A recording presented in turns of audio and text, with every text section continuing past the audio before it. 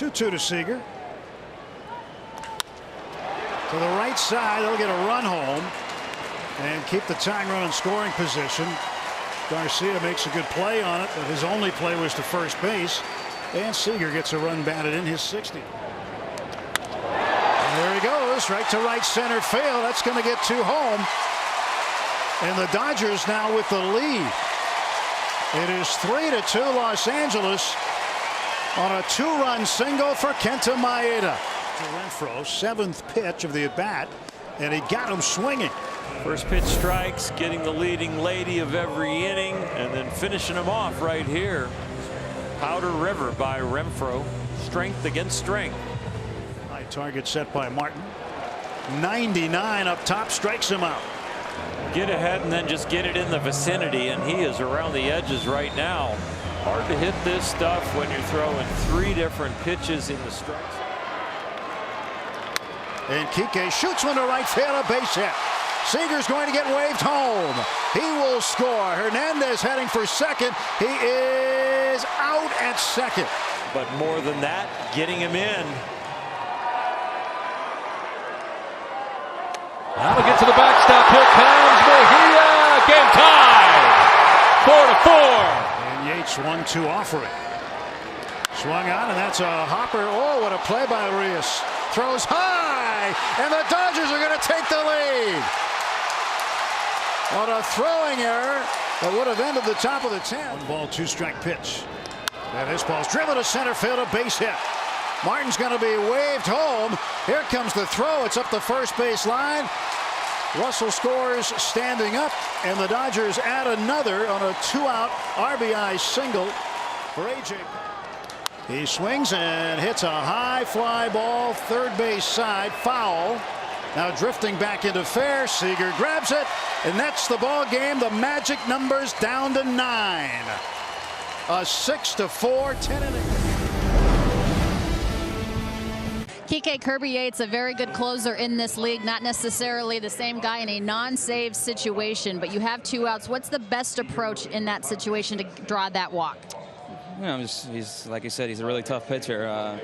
He's got a good fastball and a really good split finger fastball. And for me, it was just a matter of trying to get on base, finding a way to get on base, and work the count. Got in a good hitter's count, and threw me a pretty good split, 3-1, borderline, top of the zone. And after that, it was just like, try to see it deep, pull some tough pitches, and take the ball, and that's what I did. You're able to get yourself into scoring position with the stolen base there. At what point is there a certain move you're going on? Was the steal sign on? What allowed you to get there?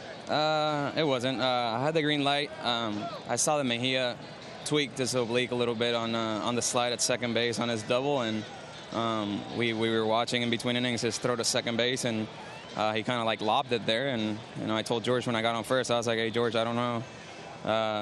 He's struggling a little bit. He didn't make a good throw in between innings, so first pitch, if he gives me a high leg kick, I'm going to go, and he did, and I was able to get into scoring position.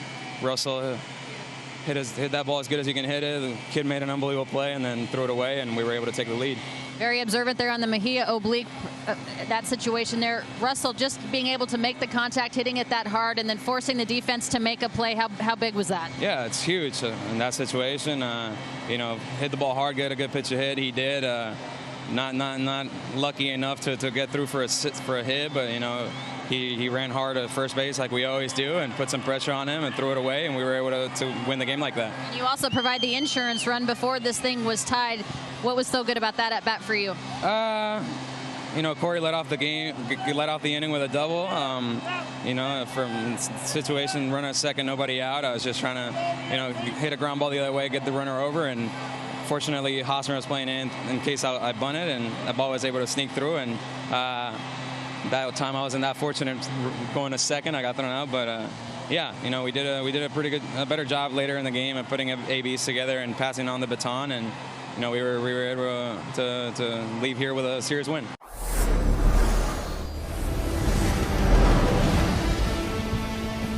Well, the Dodgers now have tied their high water mark for the season, 41 games over 500. They've reduced the magic number to clinch their 7th straight division title to 9. Kenley Jansen gets the win. He had a tough ninth, but Kike Hernandez really an igniter on the base paths. You know, the game didn't start out the way they wanted. Maeda has a rough first inning. He's been having a pattern of that, but then he settled in for the 4 scoreless. And really what was good about his starting pitching was that he started to really trust his fastball. He only throws a fastball about 37% of the time, but tonight closer to 50% of the time. So he was attacking with that pitch. When you look at the bullpen, Pedro Baez did give up a home run.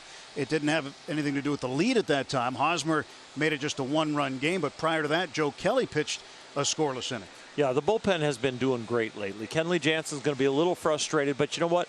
The ball's coming out of his hand very, very well, and I know he'll be disappointed in blowing the save, but it was more of a bloop hit and then the wild pitch. He'll be haunted by the wild pitch, but shouldn't be by the blooper. So the Dodgers now 10-6 against the Padres this year. They've got 3 more games back here in the last road trip of the season. Meantime, they get ready to go and take on the Arizona Diamondbacks starting tomorrow night. A 6-4 extra innings win here in San Diego tonight.